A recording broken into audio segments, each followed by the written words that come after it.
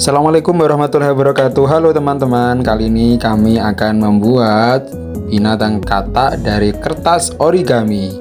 Yuk ikuti tata cara membuatnya. Yang jelas, sediakan kertas origami, kemudian dipotong jadi dua. Setelah itu ditekuk-tekuk seperti ini ya. Oke, ikuti sampai selesai. Jangan lupa like, komen, dan subscribe.